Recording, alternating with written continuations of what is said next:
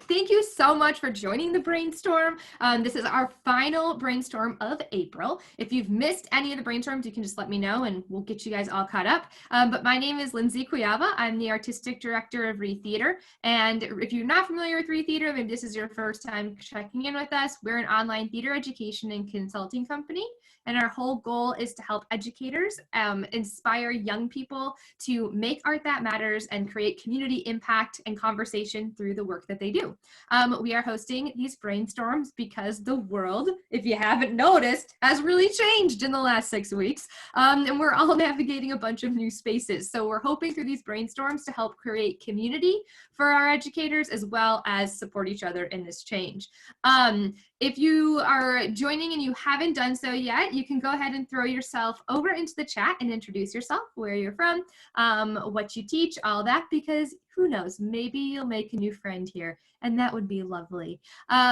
So as we go through, like I always, these are interactive brainstorms. So we would love to hear what questions you have. Please let us know, and we will be able to come up with ideas, not just with myself and our guest Jason, but with each other. So with that, I would love to introduce our guest, which is Jason Goldstein. Goldstein, did I say that right? Which one? I don't know. Doesn't matter. No. Okay, great. I say Goldstein.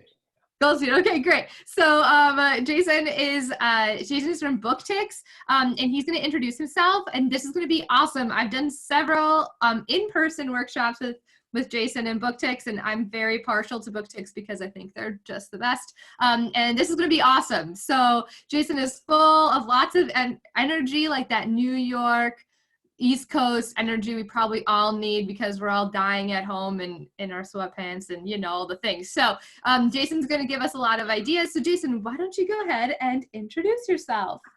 Hi, everybody. I'm Jason. I've been a theater producer since I was 9 years old. Literally, I started putting on horrible things in my parents' basement and never stopped. And then I just kept putting on shows, and then I produced things I started some theater companies and started producing stuff in New York, and just never really stopped putting on shows. I love anything related to marketing and promotion in the educational theater world, especially. I founded BookTix with a business partner about, 10 years ago, kind of like Lindsay, just to help educational theater thrive. And then what started as a little side project is now this, huge organization, and we're helping schools all across the country with obviously selling online tickets for their shows, and now doing live streaming for all their shows. So if you want to talk about that, we can talk about that too. But I'm here today because anything related to producing topics, whether it's fundraising or marketing or creating communities, engagement, organizational behavior, that's kind of been my expertise, as it were. Both from an academic study, I studied not just the theater side of things, but also organizational communication and entrepreneurship. And so I love blending kind of business and the arts together. And over the last, 5 or 6 years, I've gotten pretty good at putting that kind of art and business thing in the setting of educational theater. It kind of happened by accident because I'd go to conferences and talk to teachers, and I'm like, well, let's just do this. So now, anytime I can find a teacher, I'm like, okay, so how can I help you grow your business? How can I make your program enlarge? How can you engage audiences? How can you, am I giving enough East Coast energy for you, Lindsay? I don't know. Oh my gosh, so much. It's so refreshing. I don't drink coffee, by the way. I'm just passionate about this. But, how can I help organizations, thrive? Because I always joke, if there's any selfish piece of starting BookTix and doing all this, is that we create a more theater literate society, and there's more people doing theater, and I'll have shows to go to, or if I get back into producing someday, there'll be audiences to come. So that's what really drives me and excites me. And we've been hit with a unique issue of with this pandemic. I'm finding from talking to people, or even with our own company, even at BookTix, we're getting more creative, and we're getting more collaborative, and we're solving things, and we're working faster than we normally would. In some ways, you're forced to do it when you may have planned to start a online storytelling thing, and now it's in full swing next week. So that's exciting. So yeah, I'm a resource. I'm here to talk about whatever you want. Throw questions at me or ideas, and I'm sure I can look at it from 20 angles and help you figure out how to do it. So whatever you want to talk about, I can also talk about musical theater history. I'll talk about whatever. You name it, I'm happy to talk. So I'm glad to be here with everyone. Looks like we got a lot of West Coast. We also have Niagara, not too far from me. So yeah, I'm based in central New Jersey, by the way. I'm about 40 minutes outside New York City in New Jersey. Awesome. Okay, so Jason, I would love to start with asking you, as you and I have talked many times, I would love for you to just give us some basic ideas, when we're thinking about marketing and continuing to engage our audiences. Both in general, but specifically during this weird time. Where are some places that would be good for educators to start? Or people who run programs, where should we start? So the first thing I always say about marketing, and it's kind of funny when I do workshops around the country at these theater conferences and things, is that I'll say, come to my marketing workshop, and people are expecting, okay, so you can print your posters at Staples, and then you can, run an ad in the newspaper. I don't think about marketing that way. To me, those are just kind of little tactics and bullets. You have to think about the psychology of behavior, consumer behavior, and why people act. It's a lot like, almost like in terms of theater directing or acting and developing characters, and why would a character wear a bow tie versus a regular tie, and why would they, be aggressive in their talking, or whatever that issue is. You have to think, well, if I put up a flyer, what would that flyer say? Where should you place the flyer? Is it better to put the flyer at the senior center? Is it better to put it, at the high school, right? It's all about the psychology. So in terms of engagement and marketing, you have to, my dad used to say this all the time, and he still says it. He goes, you always got to know your audience, right? Who are you talking to? You're not going to start getting so esoteric talking about, Sondheim's, lost trunk songs with somebody who's a fourth grader who, doesn't even know, anything about music, right? You have to know who you're talking to. So hopefully at this point, sort of the audience you want to engage. And you have to think about, are they being bombarded with a bazillion emails from Home Depot and Bed Bath & Beyond begging for their time? And so your email that says, offering, virtual camp sessions, sign in tomorrow. I don't know if that gets on their radar. You also have to think about, and let me know if I'm lecturing too much. I don't mean to lecture, but This is wonderful. I'm trying to organize it. It's about figuring out the relationships with people and if they even want what you're offering. So in marketing, we use the term marketing, but there's marketing and there's promotion. And promotion is when you have something and you push it out. It's a push relationship. So you say, I make the best lemonade. I'm going to push that on it. Hey, you want a glass? It's $2 a glass. You want it? It's $2 a glass. Marketing is the reverse. They do market research. So I ask you, if I were to create a new beverage, what flavor would you want? And they'll say, well, you can get lemonade everywhere, but what if you made some kind of citrus punch that had orange and lime and it's not too sweet? And I'd say, okay, and how much would you pay? Well, I wouldn't pay more than $3. And if you were to buy it, would it be in a cardboard cup or a clear plastic cup? Would you want it with some fruit in it? Or would you want, and I ask all these questions and then I put it out there and it's going to sell off the shelf. So as artists, we have to kind of figure out the balance between pushing what we believe is important for people to see, but also understanding where the audience is and how to get the two groups to kind of align. So if you're seeing on message boards on Facebook, people are really thirsty for diversion because they can't watch CNN anymore, it's getting them too upset. You want to sell what you're doing as something that's going to be light and airy and whatever. But if you have true artists that want to stretch their artistic muscle because they're no longer keeping themselves in tune with doing heavy scene work, you're going to sell it in a very different way. Do you know what I'm saying? Mm-hmm. So you have to understand, first off, I think, what it is you want to do. And there's not a, sorry, Lindsay, there's not one size fits all, you know. Darn it. Set up a Facebook event, you know, it's figuring out the time, figuring out your audience. Ellen, is it? You said you're working on trying to get people to sign up for this group, right? Can you tell me a little about it, and then I'll give you some thoughts on this course you're working on? Well, it's through Stone Soup Theater, so they're the ones who are really.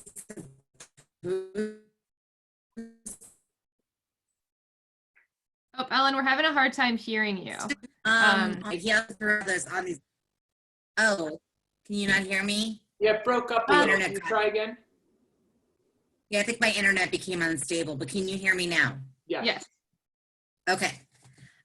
So it's with Stone Soup Theater. They're supposed to be doing the marketing on this. They did put it up on Six Crickets for sign up, and there was another website. I think they did it, but it's at least the classes that I put up haven't had a lot of traction. So not enough students to go ahead with the class. And can you I feel tell like me where it is? Can I look at it while we're talking? It's Stone Soup Theater in Seattle. Stone Soup Theater, Seattle. Yeah, so they do have a website, and I think they have their online classes up there. They said they also did a newsletter. Is that the youth concern? Oh wait, view upcoming classes and workshops. So I see a list here of like creating character, improvisation, and theater games in the Heights, script analysis, and then it says you can register, and there's tuition and ages, etc. Right? Is this? Am I looking at the right thing? I think so. Yeah. Mm-hmm. So to me, this isn't, and now maybe it's someplace else. Wait, click register now to see full class description. So which one are you teaching? The ones that start next week, Monday at 3 to 4. It's Finding your character. finding your story. Yeah. So register now. Let's see, what does it say? So nice picture of kids jumping on a playground. It says, when putting on a play, we normally don't have a lot of time to get into the characters deeply. We're too busy blocking the show and practicing our lines. Now that we have lots of time, let's work on character development. What makes our characters do what they do? What superpowers would they have? Great. What music would they listen to? Why do they like or not like the other people in the story? We will have lots of fun figuring these things out and many other discoveries out together. Then we will share discoveries with an online performance. First class is free. So this is actually great. The text is good, but it was A, hard to find, and B, I'm not seeing how special you are. Because even on here, I can tell that you give off a good vibe. Like you would probably be really a fun teacher, and it sounds like the kids really love you and you get engaged. So if they're not doing the marketing and you want this to roll, I would start playing some things on their website, develop content for them, make some quick videos. Hi, if you haven't registered yet, there's a lot of offerings, but one that I'm teaching is called Finding Your Character. And then put on a silly mustache and a hat and say, blah, blah, blah, blah, blah. Why would a character do that or this? Kids, tell your parents, if you're looking for a way to give your kids this new, give them a little sample of it and say, in this video, so you can register on our website, here's the link, and I hope you'll join us. So now on the Stone Soup website, it's there. You post it on your personal Facebook. You start giving them a sample of what's happening. Maybe you even, I don't know if you have children or nieces, nephews, maybe have them talk about it and do a little session with them and have them play some characters. Make it fun, make it exciting. Get people on there talking of, when I see that list, the one I want to do is the one with you. And now your name's not on there, so I don't know it's you. So you got to make it clear. Say, you want the Monday to Friday, 3 to 4, finding your character. You know, really push it.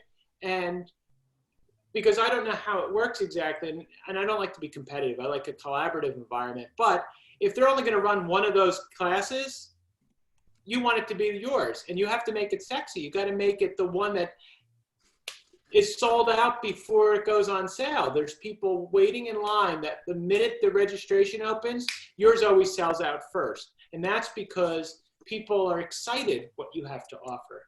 Now there's different ways that in the marketing world, there's things called appeals. And let me know if I get too MBA marketing here, but appeals are the way consumers view themselves. They're an advertising technique. So you may have heard of sex appeal, right? If you buy this shampoo, the guys, the girls, whomever are going to flock to you because you're so attractive, right? That's sex appeal. Your moral appeal. Come on, it's your duty to support these kids. They've been working for months and you're not going to give them $10 to support their theater, right? You have snob appeal, right? Well, anyone who's anyone eats at this restaurant. You haven't been there? You think you're a somebody? Snob appeal, right? We use different appeals. Humor appeal, right? There's scarcity appeal. There's only 10 spots. Tickets will go on sale on Tuesday at 10 a.m., right? So these marketing psychology techniques are used to engage people. But I always say that when people want to do something, there's no real barrier, right? You know, if something is, I mean, there's barrier to money at some point, but people will pay $100 to see a show, yet they won't pay $5 for some stupid, you know, CD some guy's selling on the street. It wasn't about the money, it was about what they want, right? So you want to make this workshop more than just, here's the list, you know, finding your character, you know, not finding your character, you know, simple monologues, musical theater, making your song good, blah, blah, finding your character. Nah, that's the one they're coming for. That's the one they want. They need to fix up that website. The fact that you got to click into the register now to get to it and there's no description. There should be testimonials from people who've taken it in the past. There should be photos, there should be pictures, there should be biographies of the teachers. I'm sure you have something in there that you've done in the past that even just by what they call brand association. You know, she has worked with the Seattle Children's Theater. Oh, I know that group. And she's had stage roles working on, you know, Grease and Bye Bye Birdie. Oh, I've heard of those shows. You know, those kinds of things are what makes you an expert, makes you fun. Hearing a student say, you know, working with Ellen was the greatest day of my life. It made me I got the lead in my elementary school show. Wow.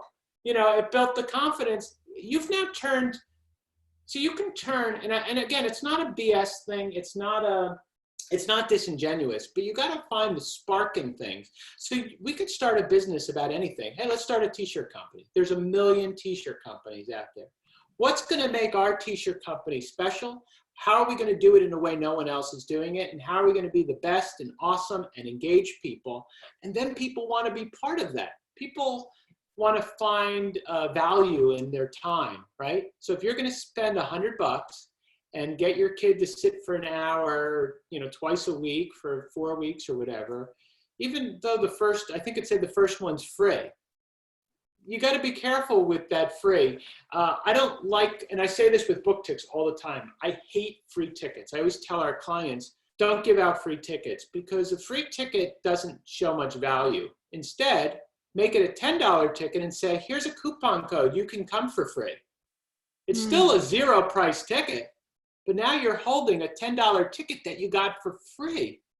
Do you know what I'm saying? The psychology is very different. You still comp the 30 people you want to comp, but telling a teacher in the school or a parent, hey, it's free if you want to come. It's like, oh, I'm going to stay here on Saturday night to see a show with these kids. But it's, oh, they're inviting me? I'm getting something of value for free. It changes the entire psychology of that engagement.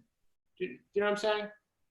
Again, sorry if I'm like lecturing on like marketing theory, but no. I just wish that my education director was on this meeting so he could hear. Have him join. But I will. I'll text him right now. But this is recorded, so I can send it to him later. Because I think this is all. This is a new thing. But I think if this is going to continue, which I think we're not going back to our lives anytime soon. I don't think like enrichment programs are going to be back so quickly. At least, definitely not until the fall. So maybe even the summer camps that we're talking about might not be live. So they do need this. So And I Thank you. think if I can speak to kind of how the live and the technology works is I think it's going to be a very interesting period of time as we transition from complete social distancing and quarantining back to a normal world someday, whether it's months, years, days, months, years, weeks, whatever, decades, centuries, I don't know. But Stressing me out. people are sitting on the screen all day, all the time. And then when they want a diversion, we're asking them to stay on the screen. You know, my wife and I are starting to make like a vegetable garden, which we don't really like, you know, I don't know, we thought it'd be fun. But it's actually been really exciting digging up all this dirt because I'm not at my desk in front of a screen and it's not watching Netflix and movies. It's something completely different that I don't normally do that gets me away. So as much as I love theater, Ellen, I don't know if I want to take your class after sitting on the screen all day and then have to sit on a screen for my, you know, my extracurricular fun. So it has to be something that doesn't feel like they could get it anywhere else. It has to feel special, and it doesn't have to, it can't feel digital. It should feel like you're in the same room and you're going to give them an experience. And again, this gets back to brand. Brands are shortcuts in the marketplace, right? So you know Kellogg's cereal. So you've eaten, you know, Rice Krispies and you've eaten Corn Flakes and you've eaten their Raisin Bran. So if they put out a new cereal, you go, well, I trust Kellogg's. They deliver good cereal, so I'll try this new one, right? You have to, you know, I think I counted, there's 300 online ticketing companies out there. So what makes BookTix different than those 300? We have a very clear brand, and brand is not just what you say, but it's, you know, how you kind of perform and, you know, do what you do. So why is the Stone Soup Theater workshops better than the free one I can get on YouTube? Why is it better than me taking the ones Lindsay's going to set up with some students that she's going to charge $50 for instead of 100? You have to develop what makes this special and figure out who is your audience and how are you going to get that audience. Now that you're digital, are you open to people living in Oklahoma and Minnesota and Florida? Or are you still going to keep the community feeling even though, you know, you're going to keep it local? And there's something about that. Those people support that and they realize, well, yeah, I could take a national workshop with someone out of New York or LA, but that's different. I want to support this for my children because we've gone there and we've seen shows and this is part of the fabric of our community. And that's going to be in the communication of the emails. But we talked about being in too much of a digital world. Maybe this is where you use your mailing list of the children's theater and you make phone calls, which is so different. Or you handwrite letters. Now, make sure you wipe them off with Lysol. But, you know, where you do something that's not digital to say, we are tactile. We are theater. We are children. We are real. This is our mission. This is important. This is fun for your kids. This is extracurricular. This is educational. We are this. And these workshops are great. And by the way, as an example, here's the featured workshop, finding your character. And you know what? You may have to do 3 or 4 sessions a day on this thing. It's going to get so big. Do you know what I'm saying? Somewhat. I think I'm beating the dead horse. No, I think that's really. I just want to share you with other people, but thank you. You gave me a lot. Yeah, I'm going to share. Thank you. Sure. Thank you. The others, do you want to share your hurdles? Yeah, we have. What is this thing you're talking about? A telephone? Hi, Cindy. What'd you say? What is this thing you're talking about? A telephone? Yeah, you turn the rotary thing, and it's. Yeah. That's all. No, I get it. Well, okay. I So love this idea. Awesome. Harrison and Cindy, and I also assume Mike teach like in a more of a traditional school setting. So I don't know if any of the 3 of you would like to unmute and kind of talk about potentially like what you're doing as far as like continuing to have your schools reaching out to the community during all this, or what you're doing with your students. Or if you have questions about like where the heck we're going with this, if we can't get back in. Anyone? I mean, that's an ultimate question. Where the heck are we going with this if we can't get back into our theaters, right? But Harrison, did you do your musical? Did you do your like spring show? we didn't. We got started. We were about 2 weeks into rehearsal, and we put a stop to it. But we're thinking about maybe if we go back next year, we'll continue on next year with it. It'll just be weird that our seniors won't be there, but we'll restructure the show. And we were doing Seussical, which was fun. But anyway, what we are going to do this year though is, and it doesn't really.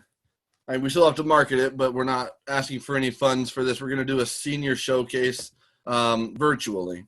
And I'll do a little hosting over in the corner type of thing, and each senior will get a chance to perform virtually. And then kids and underclassmen will be able to get to pop up, and they can sing a song or say something about that senior, just so we can recognize those that are going and still have some kind of, and still have some sort of performance to end our year.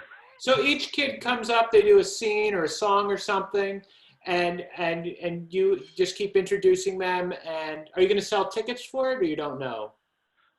No. My computer just told me I had slow internet. Am I still on? Yes. Okay, cool. No, we're not going to sell tickets. We'll just drop a link we're going to try to figure out how we can get it up on YouTube too, so that you can just stream it. We'll just stream it and people can watch it from where they're at. But yeah, and hopefully we do a little better than Broadway.com did the other night with Sondheim's birthday. But I never laughed as hard as I did on that intro. I know. It was so funny. Yeah. But so that's our goal right now. We're not going to sell tickets or anything, just kind of a community builder while we're distant from each other. So the reason I mentioned the tickets is because I think it's really important to know who's in your audience and collect email.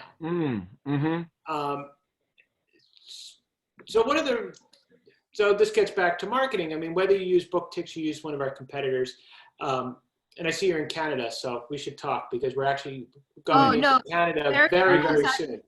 But the important thing is you do Seussical and you have 1 million kids in the audience and it's sold out, and then they leave, and the next time you do some play no one's ever heard of, and you can't email those 2,000 people that saw Seussical and say, we know you enjoyed Seussical, it was great, here's a coupon code, you get early access, here's $1 off, buy a 4-pack. You for the little plays that they don't have the big cast, you build a relationship through e-blast and that kind of stuff. So that's why it's important. But through donations, obviously you'll collect emails, but it's important to build a really strong mailing list so you can create this as almost a value added. So what was your play or musical last year you did? Last year we did Once Upon a Mattress. Right, so you can invite mattress people and say, we're offering this year a online special senior showcase. It is a free event because you're a member of our community and you've continued to support the, St. Catherine's Players or whatever you call yourselves. We're in Turnwater. You're the Turnwater Drama Club or whatever. We hope you'll continue, and here's a value-added benefit to get to see the senior showcase. That creates value. I would also distribute this to places that would want to watch. Get local nursing homes, senior centers, libraries, places where they're looking for things to do and they're already connected. They could play it on the big screen. Right. And what that does, that creates brand. Now, I would use, if you're going to be Johnny Carson and keep introducing these scenes and songs, all right, our next number is from Sarah. She's going to be singing, from Sweeney Todd. Here she is. She does it great. All right, here's Bob. He's going to do a scene from The Crucible, whatever. But then you can use that time to talk about some of the statistics that I think showcase where your seniors are going. Yeah. This senior here is actually applied for BFA programs. One of our strongest students got accepted to 4 different schools and got Pause for scholarships one at 4 moment. different schools. Jason It shows the has strength of our frozen. program. By the way, next year, remember, mark your calendars for February 17th. We'll be doing Seussical. Tickets will be going on sale in January. Our donors, if you make a donation right now, will get early access December 15th for priority seating to that show. Okay, here's our next person. You're using this time, and don't make it a big commercial, to show the people in the audience that they belong. And you say, and to our parents of our seniors, and these are throughout your interludes, remember, just because your seniors have graduated, continue to support it. We'd love you to continue to be patrons as you've been all these years. We're going to be offering to all of our seniors who graduate, we're starting an alumni engagement program. You and your families, if you ever come to the show, let me know, find me, I'll give you a little raffle ticket and you can come to our VIP concession lounge at intermission where there'll always be free snacks for you. You're building future donors, you're building future patrons, you're turning your little high school nerdy drama club into a theater program where people want to come, not because they know someone in the cast, but because they trust you and trust your brand. And when Turnwater Players puts on a show they've never heard of, what is this show? Merrily We Roll Along? Working? I've never heard of these. They trust you because when you did Seussical, they loved it. When you did Legally Blonde, they loved it. So you're doing some original one-act some student wrote. They love you because they trust your brand. You start selling season subscriptions and stuff. So, you know, one of the things we do at Book Takes is we try to help our schools think like a real theater organization and help them really sell tickets and do those kinds of things. So, so this is a great opportunity to get people. You're not trying to make money. Clearly, you don't want to sell tickets. You're not trying to make money. You're trying to build engagement. And think about the value you're bringing, not to just giving these kids the opportunity, because you're doing that and that you're going to see that, but also to your community. You should market the heck out of this thing. It should be, this is an opportunity to see some of the finest talent in our city and town, get the local municipality to support this, get local businesses to maybe even take out advertising, and every couple songs say, we'd like to thank our friends at Jerry's Hardware Store for supporting us. He's been a big sponsor of our theater program. Maybe give away space. And today he's one of our sponsors to keep this going. And just trade that for free lumber for when you do Seussical next year. You don't need money. They can't afford it. They're trying to maintain their payroll. You're going to be bartering like crazy. You're going to say, listen, right now, we just need some support, you know? Ask them, say, can you buy 10 tickets for the show next year? So just promise us you'll buy 10 tickets to give out to your customers. Give us, you know, the hair salon. You know, for Seussical, we're going to need some crazy hair done. You know, hey, will you be willing to, you know, do some cross promotion, a local pizza place? Listen, we're going to have a big tech week in 10 months. Things are going to get better, but we're going to need 10 pizzas on tech day. For now, though, we'll give you sponsorship and tell everybody that during quarantine, they're still doing takeout at Mario's Pizza Parlor. They've been a sponsor of the Turnwater High School Drama Club. We hope you'll support them. Okay, here's Frank doing a song from Guys and Dolls. And you're using this to build your engagement, your community, getting everyone enthused and excited about this. And this should be the biggest stream of the year, where it's like, are you ready? Don't miss it. Get ready. And remember, you can still donate at the link below. You know, it's like a telethon almost. Yeah, exactly. I don't want to give you all this extra work, but you know. Oh no, I've got time. Yeah, and get others to help you. Find students who want to run around and try to connect to people. Start building a social media campaign, building up to it. Maybe some of it is secretive. What songs will be performed? Our first clue. We're going to have 17 acts. We have 15 seniors graduating. We'll be doing 10 songs. Can you guess our first song?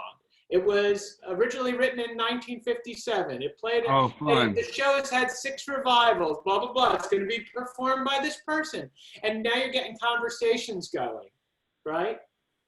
You know. Maybe every performer even has a sponsor.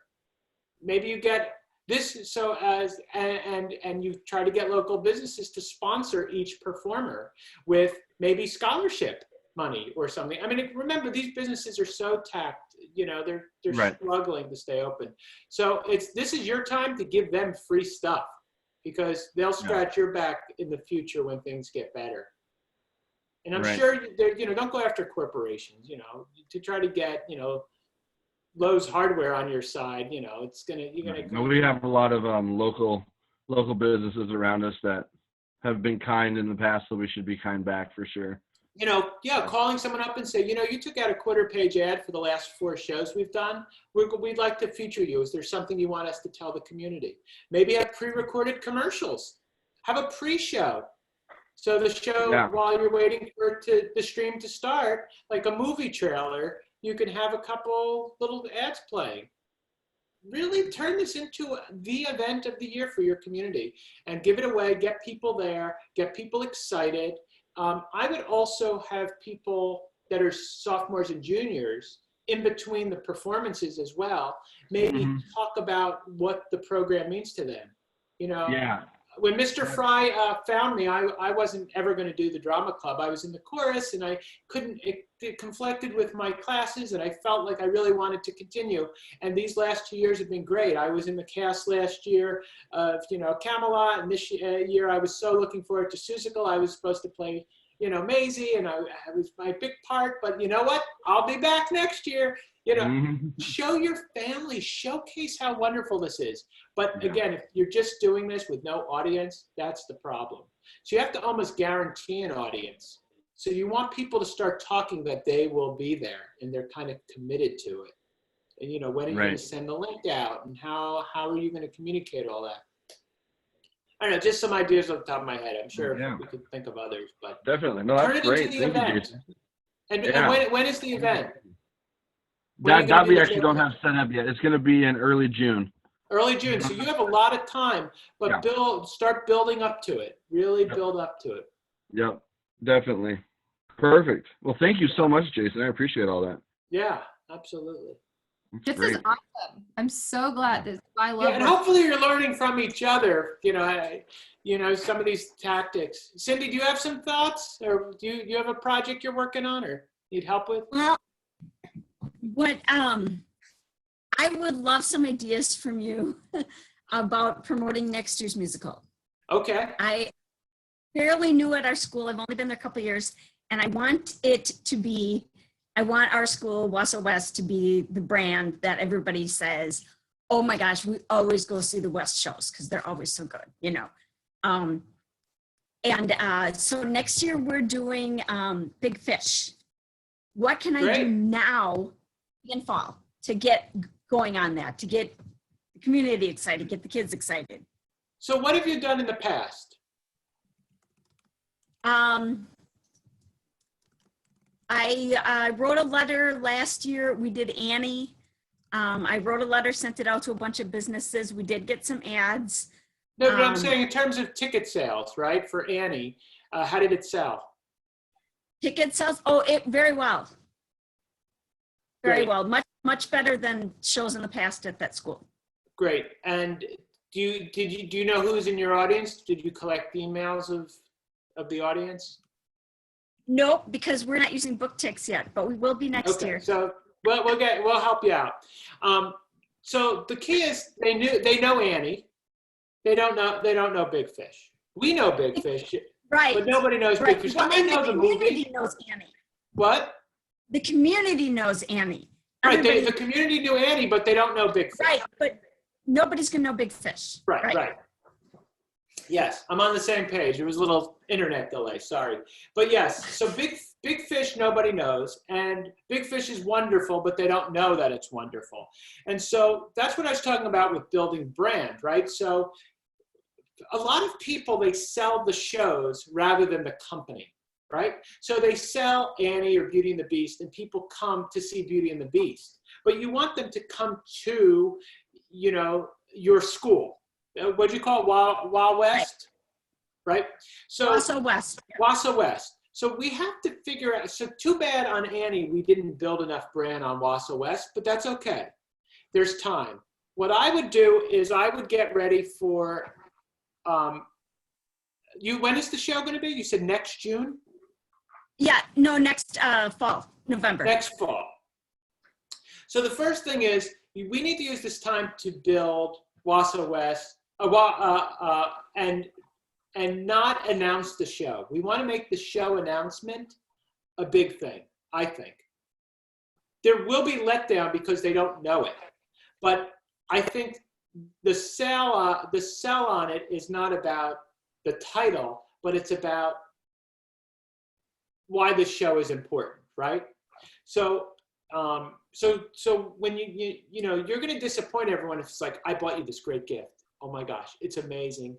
I searched the world for it. It's great. And then you open up the box and it's a Snickers bar. You're like, that's it? So to build up too much and say, we got this great show, here it is. And then it's big fish. They're like, a big fish? What do I want a big fish for? I don't like fish. I'll eat a piece of salmon from time to time, but I don't want, So the reveal in the show isn't that big, but it's too early to announce it because it's going to get lost. And then by the time you get there and you do the show in November, it's not exciting. What you want is, I think you want to get the people that came. Do you have any sort of online presence? Is there like any social media around your organization? I have a Facebook page and I just started an Instagram. I really know nothing about it, so. Okay. But So we've been late in the game in social media at Book Ticks because I've always felt, and maybe I'm wrong, that it's better to have no social media than to have bad social media. So when I started Book Ticks, I was like, I don't need likes from random people. Like just getting my mailman to say I like Book Ticks doesn't really help advance the company. I need folks like you, theater teachers, to be engaged and have conversations in there. And if we're not doing that well, we shouldn't do social media.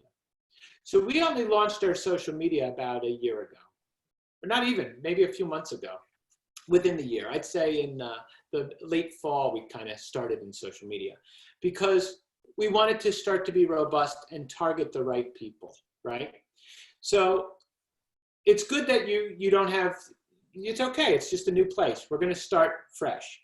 I would get some students involved too to help you, but you have to think about what is this social media, if this is going to be where we're going to communicate with people, how do we get your community engaged and talking about things so that when you do the post that says, we're delighted to announce Big Fish, here's all the info about Big Fish, and tickets are going to go on sale to the general public on September 15th, but everybody on this Facebook page can start accessing tickets August 20th with this special link or code.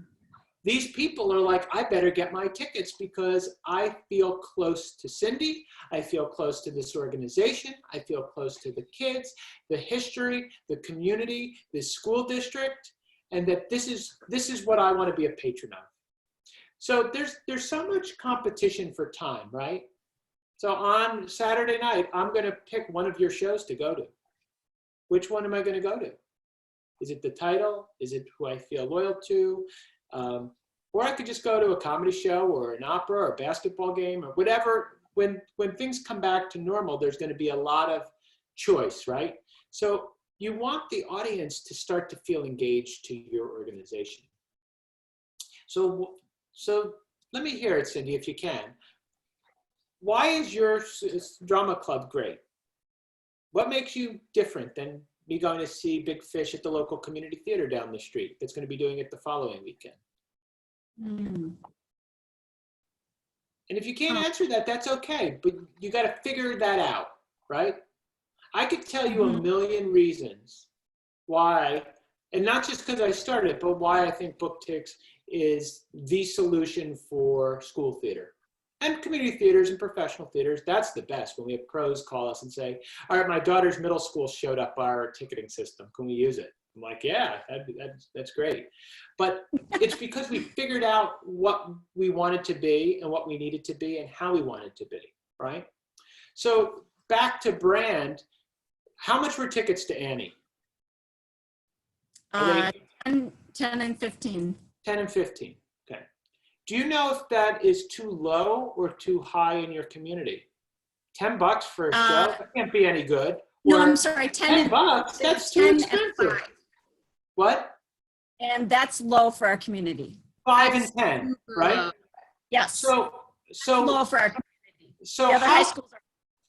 So, and again, I'm not saying to change anything, but you don't know your audience. So you have to do some research. They could look and say $5 for the high school musical. That can't be any good. There's perception. People buy because of price. This can opener is $8 and this can opener is $12. Well, for $12, that must be better. I don't know. There's 4 P's in marketing. There's price, promotion, placement, and position. And price tells you a lot. And so maybe you're too low. But then again, you could talk to your community and they could say, no, it's too high, right? So I don't know your community, but I would think about your pricing a little bit. I would also think about, is this something that your school supports? There's times where people will look at theater and go, oh, that's not for me. That's for the smart kids. That's for a certain population. Oh, that's not for me. Where others make it very accessible that, you can wear your pajama pants and for $5 you sit in the back and it's very easy to come to theater. It's fun. You're seeing shows like Urinetown, A Little Shop of Horrors, and it's a very accessible kind of thing. Others, you have to work. You're seeing Sunday in the Park with George. You're seeing, Richard III. You're there to use your brain, right? So you start to build your flavor. There's a difference between Coke and Pepsi, right? Coke is traditional, Americana. My grandfather drank Coca-Cola and I'll drink Coca-Cola. And that's the soda of Americans, right? Pepsi's a new generation. It's fresh. You want to be on a surfboard on the beach? You want something awesome and refreshing on a hot summer day? You drink Pepsi. Right? It has a different brand flavor. We need to know what your organization's about, and that tenor and tone needs to be communicated in your social media. We're all about preparing kids to go on to professional theater. It's almost like a conservatory. No, are we about creating leaders in our community and teaching life skills? We don't cut anyone at auditions. Every student in America should have the experience of being in a live play before they graduate. It creates empathy and teaches people new things. We are doing the works and developing students to be the future writers and filmmakers of America, and we do works where it's all student run. And who cares if the quality is crappy? It's about giving those experiences for students to demonstrate their artistic muscles. Is this about training and teaching? I don't know, and I don't care. It's what you want the mission of your group to be with your students, and then developing that and actually living up to what you say you're going to be. And so this is a great opportunity because you're in quarantine and have less to do, maybe. My wife's a teacher and she's teaching like it's full classes. I mean, she's on students and, it's insane. But figure out what you want your voice to be before you're even starting to try to sell Big Fish. Because I can say, oh yeah, build a group and use the logo and have every student change their Facebook profile to, the yellow flowers, and then on the Thursday make it, fish day and get local restaurants to, serve tuna sandwiches, whatever silly things. And are you the hero of your story? Find your favorite book and tell us, those are gimmicks that down the road we can do to get people to click on the link to buy tickets and build a social media campaign. We're not at that place. You want to build the brand of your organization fresh, coming out of COVID with this. And like I said, a lot of our schools are going to be doing this hybrid of online ticketing with streaming. I don't know if I mentioned this, where you might only sell 20% of the house and have people separated every 10 seats or something. And the rest of the audience is buying at home and watching, and so how are you going to do that instead of competing with just your school where you're putting up posters in the cafeteria and it's either this or the soccer game? Now you're competing with the world, because if I'm going to stream your show of Big Fish, well, why don't I stream the professional theater? Or I know this school has won awards, or I can watch the original movie, or I can see a pirated version on YouTube of the Broadway, you know? So you have to build brand. Brand is everything. Is that helping? I didn't answer your big fish question. Do you want me to move into selling big fish? No, this You got to is get great. the organization I also built have first. Cindy, I have a thought for you too. Just because, so Jason, you don't know this, but Cindy actually works in my hometown. So Oh, right. yeah. Get Lindsay to do all the work. But Cindy, one thing, and I think this might be helpful to other people too, is how can you differentiate yourself from the other area theaters? Wausau is oversaturated with too many theaters. And if we look at the high schools in general, you guys all are trying to do very similar things in very different ways. And one of the things that I don't see anybody doing in Wausau is trying to really do shows that focus on community and focus on the story. Everybody is trying to do bigger, bolder productions with smaller budgets, and they are focusing on the spectacle and the final product. And I think that you probably could tap into a really unique part of the community, and especially given Wausau West and the academic community that Wausau West is, if you actually start to build your brand, that you guys tell stories that are about humanity and about the heart, and that I think that's going to be huge, and it's going to set you apart from the other schools, and maybe it will make you a trendsetter, and people will also have to start doing that. Because I also think that with something like Big Fish and everything else, like if you start to focus on this is what we're doing, we're talking about humanity and about real stories, and focus less on trying to overproduce your work on a tiny budget, and you instead focus on that story and find unique ways. And Cindy, that's going to be something that we can talk about in June, because that's what we're focusing on in June, is like how to create concepts. I think that will set you apart and could be a good place to start from. And obviously you and I can continue to talk more about that. But I think that's something that everybody could keep in mind, is like, how can you differentiate? If you've got like 6 high schools in your area and you've got a bunch of regional or community theaters, like how many productions of Les Mis do we need to see? I'll answer that for you. 1 every 10 years. How many productions of Seussical do we need to see? 1 every 5 to 10 years. You know, like we don't need to see the same thing over and over. I think that could set you apart. End of discussion. I love that. So all right, so let's take off some of the business and move to the art side. I agree. And Cindy, if you find that attractive as your mission, Big Fish is the perfect show to start with for that, because it's about storytelling and it's about this community of his life and everything. And you could really knock the socks off that city and really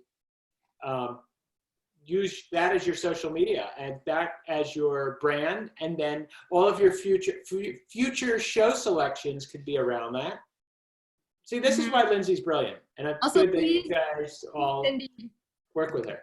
Let me work with you guys on the show, because I have been begging the area high schools to do this and no one's doing it, and I know what the area high schools are doing next year, and I think this has like a real ability to make a difference. But that's just my random thought for you. Also, Harrison, there's like so many weird connections in this group, but Harrison is married to somebody from Wausau who I was actually in my first, I think it was both of our first shows, wild and crazy things. But Harrison said, and I think this is a great point, Cindy, that like fish fries are a really big thing, you know, in Wausau. I mean, it won't be Lent. Yes, they are.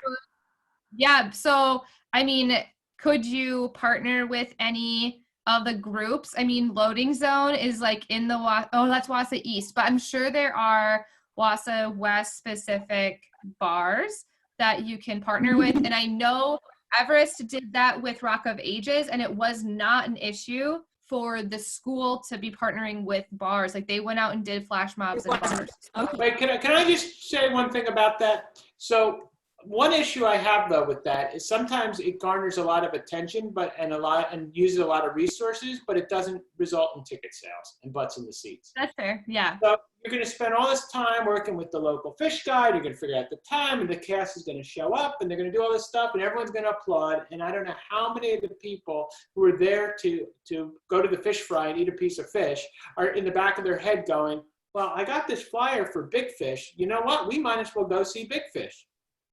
It's a little gimmicky, and so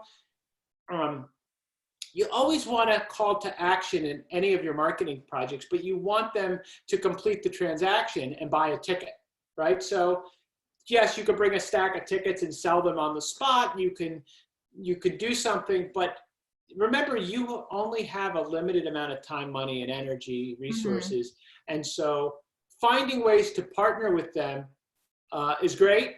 But you have to make sure at the end of it, how many tickets is it worth?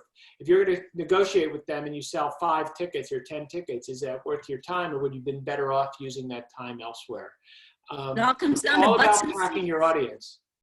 So flash mobs, so there's the AIDA model of marketing: attention, interest, desire, and actions, right? So AIDA means you get your attention, right? They do the flash mob at the fish fry. Great, it caught my attention. I have no idea what this is. Interest is they at the end say, and come to the drama club, we're doing Big Fish. And go, oh, that's interesting. They're doing a show called Big Fish, and it's desire. Oh, we should go see that. And they don't go see that. They need that call to action. At that moment, you need to walk up and say, tickets are $10, but tonight we're selling them for $7. And there's some cute kids going, please come to my play. And they'll buy them right there. And even if they don't show up, they took the tickets. That's what needs to happen. And way too often, I think amateur marketers, and I don't mean this in a derogatory way, people who don't get the psychology or the experience, they do something that is either attention, interest, or even desire, but they're not getting people to fully engage. And trust me, I'm an artist as much as I'm a business guy. You want, I can sit at the piano and start writing out music, and like I can do what Lindsay's talking about too. I can, we can talk for hours on the art side, but sometimes you got to put on your business hat and figure out, is it worth it? Yes, it's creative and fun to do Urinetown, and with lipstick right on the mirrors and all the bathrooms, we're doing Urinetown. I don't know if that generates ticket sales, Mm-hmm. So you have to think about that piece too. Sorry to burst your bubble on the fish fry, but No, I think that's really good points. And Jason, because you have no idea what a fish fry is, because nobody does outside. There is one at my alma mater, Rutgers. There's the agricultural college, Cook College, used to do a fish fry every year. So it's like this is like but maybe this is different. Every Friday thing. So I think that Cindy, and everybody goes. Literally, I went on Friday to a bar to pick it up, and I had to wait an hour and a half. It's a big thing. So I think that with what Jason was saying of how can you create that? And also because everybody has to sit around in the bar for an hour waiting to get a table. So can you do that stuff? Can you go up to these people and sell the tickets? I think there's a lot that you don't sell the tickets. I have a better story. Great. Tell us. Get them with your iPhones and your cameras and interview the people in line, asking them to tell you a tall tale. Have them tell you something that's folklore, something that they make up, and say, we're going to be featuring these people on our Facebook website every single day, 3 times a day. That's so great. And then we're doing a show all about that, and about how this guy, embellish a simple story. Give them a story and say, embellish the story of Cinderella as crazy as you can. Our best crazy stories are going to get free tickets on our website, and start this whole thing where everyone, all they want to do is get to the fish fry and get in line and be asked. And now, so what if you give away, 40 pairs of tickets? That 80 tickets are the tickets you never sell anyway over the course of the run. But you're getting people talking, you're getting them coming to the website, you're getting likes, and you're going to start collecting their stories. And then, I don't know, that's just my take on it. I love that story idea. You know what? You can have awards. The ones that get the most likes, you can bring them up on stage in a pre-curtain thing and talk about the fish fry. And you think you're a big fish. They're holding their fish that they got at the fish fry, and you have a whole thing, and it's silly. And they come up on stage. We'd like to introduce Larry and Sarah over here, who won the contest. Stand up. Great. And that's going to get people to come and on that night, tell them to sell tickets to their friends because they're going to be recognized. And Right. you can really turn this into a big community event and Yeah, connect. the tall tale things would really work well with the kids, I think, to encourage the kids to audition. Oh, yeah. Yeah, yeah, that's a good idea. This is so exciting. I want to fly out there and come see it. It's or I Skype want it in. to too. I'll buy a live stream ticket. This is going to be Great. This has been, Jason, this has been so helpful and awesome. I hadn't prepared. Like I said to Lindsay, what am I talking about? She said, we'll just talk about whatever. Yeah, because this is exactly what always happens. Uh-huh. So somebody else is on the call and I don't know their name because it just says TVSV Pro 3. I don't know if that's Mike. But if you want to unmute yourself or turn your camera on or not, you can just ignore this. If you want to do that though, and we can brainstorm around your specific project, I'm please. just trying to figure out all this Zoom stuff. Oh, that's no worries. How's it going? It's a new one, and I'm totally amazed by you folks. Where are you? I'm in New Jersey. Okay. And I'm in Wisconsin, but I'm normally in New York or Seattle. So Wisconsin's your home spot, or? It's a good question. I don't know where my home is right now. I grew up in Wisconsin, but I Okay. live between Seattle and New York now. I fly back and forth. Oh, this is my Zoom learning lesson. Awesome. Where are you my, located? You are my first Zoom ever. Wow. That's awesome. Where are you located? I'm in Columbus, Ohio, Awesome. and I am really impressed with this conversation. And That's great. And since I turned the machine on, I was hoping to ask Jason, you want to be my sponsor? What do you mean? Every Monday night for 2.5 years, I have streamed for 2 hours on Facebook. And the object is to stream and learn all about Facebook Live and how it works and how it develops and everything. And it's some of the most amazing things just on the local level that I have seen. So what you're doing is you're learning how to teach people how to stream things? I'm learning about the results and the statistics and stuff like that. I've done corporate video and business video and stuff for like 30 years. And everything was moving this way. I had a contract with the state for 4 years where we were on Vimeo and putting up training for teachers. And when they didn't continue the pilot, all this gear was sitting here getting dusty. So I decided to keep it busy.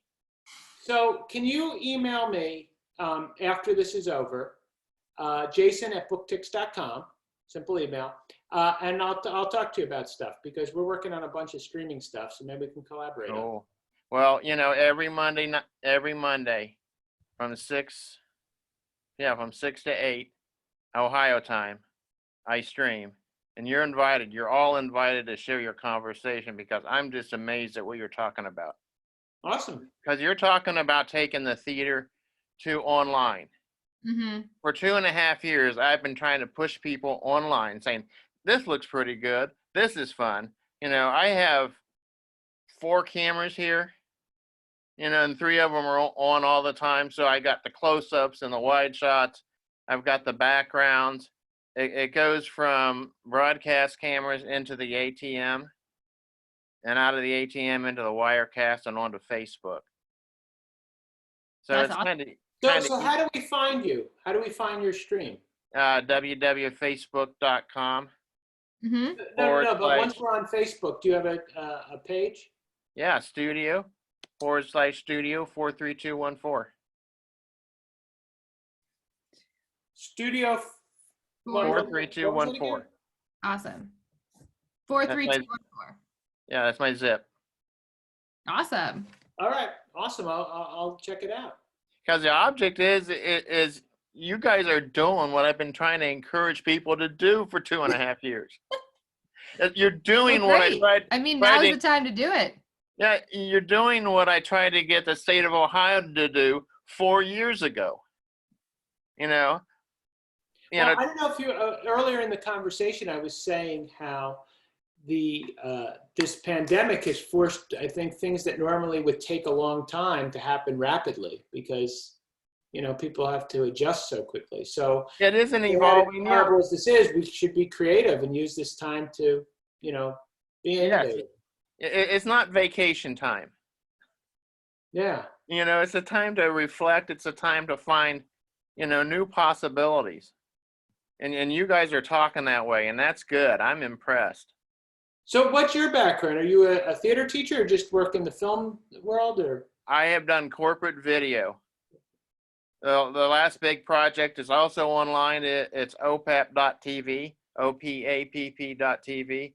And that was 4 years I worked with the Ohio Department of Education, doing videos for teachers. And they weren't so much training videos as they were reminder videos to remind teachers that, you know, you can use colored cups to assess your students. yeah. You know, just little tidbits, and we put them together, and I will never, you know, by using Vimeo, we got stats. And I've got stats that show that teachers work on snow days. It's good. And it's just a lot of good stuff there. And you guys are, you know, this is the continuing of it. But there's been like three years there where I think people were ignoring the possibilities of online video. Yeah, no, this is great. Yeah, so I think everybody should definitely go check out what you're doing because that sounds wonderful. Yeah. I'm just trying to promote you on Monday. You know, I got Tuesday through Sunday to charge you. Yeah, no, that's great. I'll definitely take a look at that. And it sounds like you're doing some really great work. We're almost out of time. So I just want to open up in case anybody else has any other questions that you want to ask Jason before we go ahead and have to wrap up. Just real quickly, you mentioned the 4 Ps: price, position, and you Oh, said, yeah, I rattled those off. So the 4 Ps of marketing are price, and I'll talk about each of these: position, place, and product, placement and product.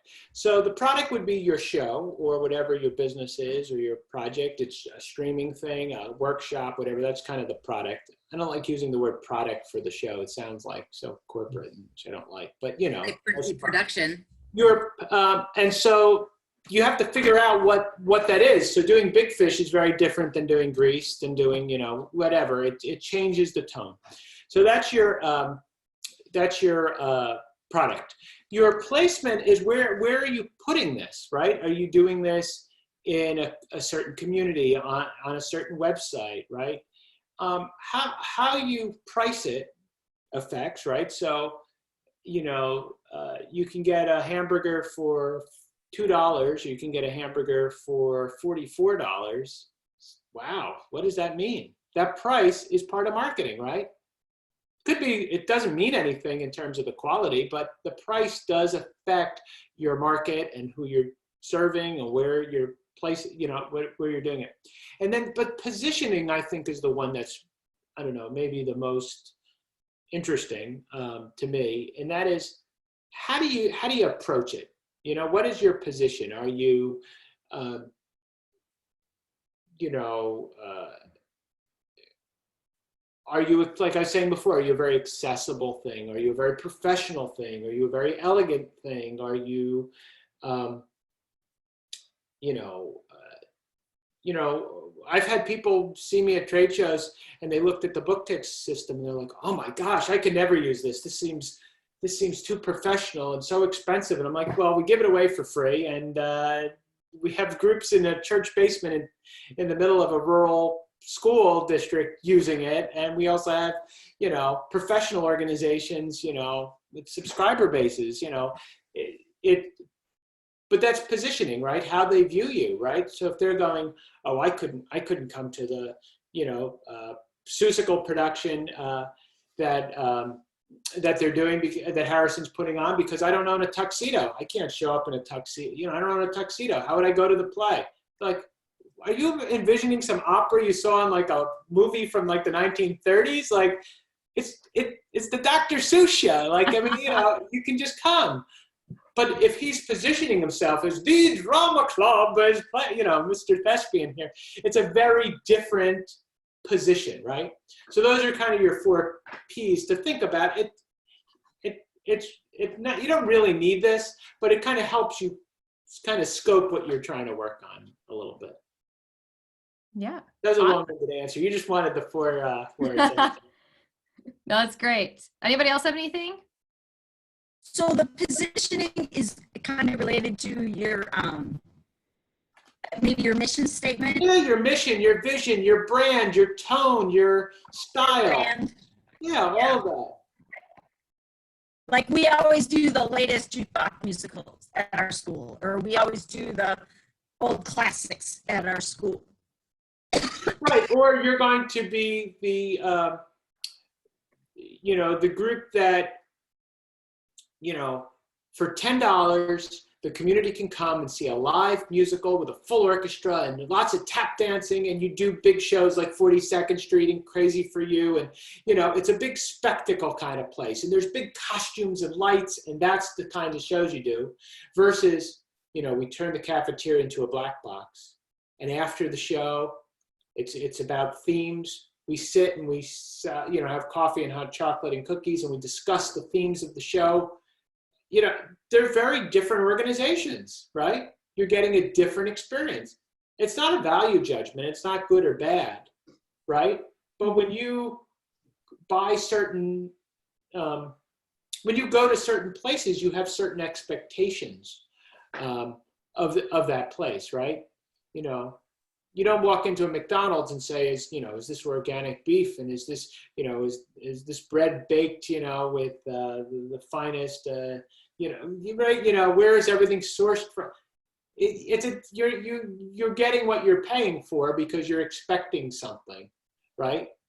You wouldn't expect to go to some sort of 4-star, $100 a plate restaurant and, get frozen pizza put on your plate.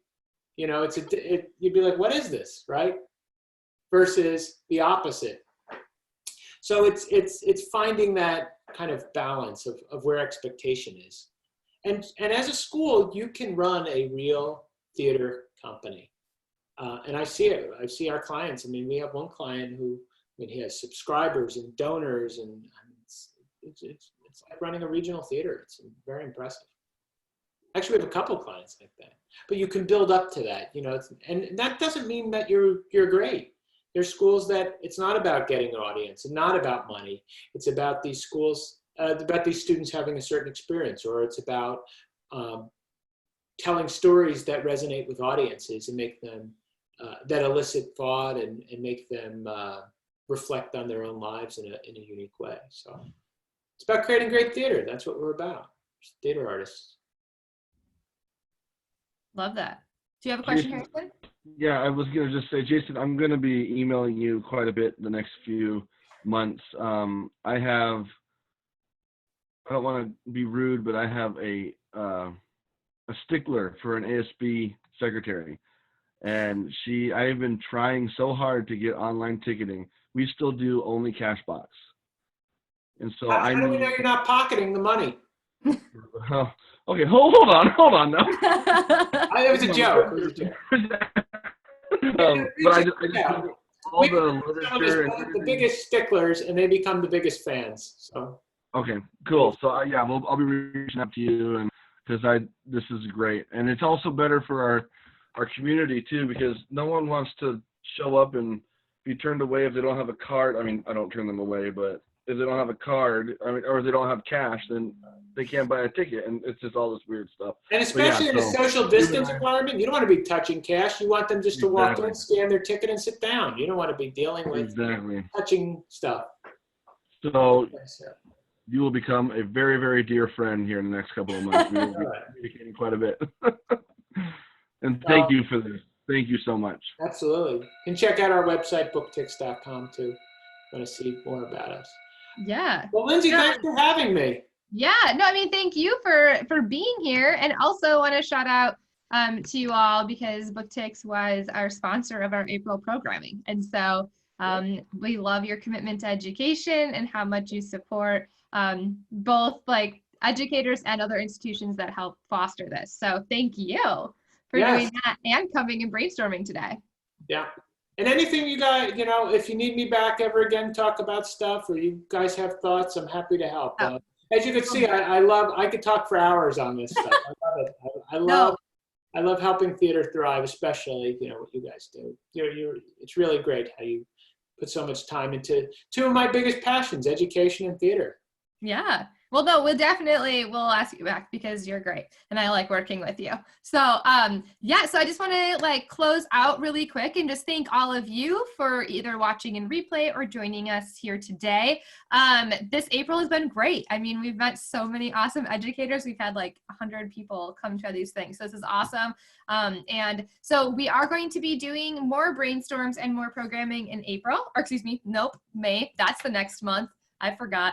All of our programming next month is focusing around continuing community connection and how we can do that in this digital world. So all of our brainstorming is going to focus about how to innovate online, not necessarily teaching specific subjects, but continuing that innovation. So we're going to be talking about ways that we can take our drama clubs and summer programming online, how we can take performance online. We also will be doing some more tech brainstorming because those were really helpful. And we're going to continue to talk about specifically how to innovate those lessons now that we've kind of talked about some more of the specifics.